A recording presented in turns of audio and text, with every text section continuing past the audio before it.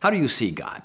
Judge, police chief, genie from a bottle, loving, cruel, distant, available, smiling? How we decide to see God may be one of the most important decisions we'll ever make.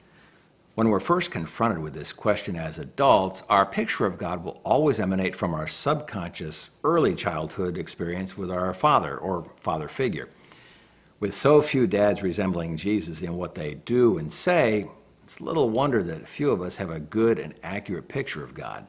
We piece together an idea of him based on the prayers he didn't answer, the tragedy he allowed or caused in the life of someone we cared about, or the opinion of our friends, or maybe a little bit of scripture if we were lucky enough to be taken to church.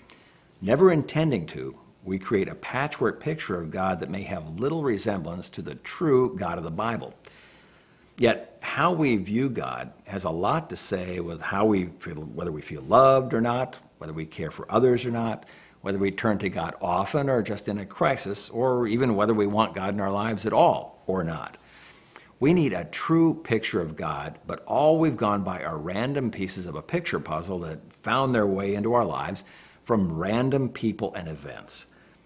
With all these different perceptions of God floating in the minds of your guys, maybe the most important truth they can learn from us is an accurate, meaningful, useful, and biblical understanding of who God actually is and how he wants us to view him.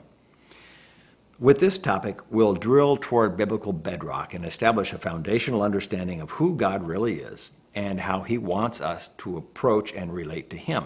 And don't get all lathered up with your 80-pound King James version or your years of sermon notes.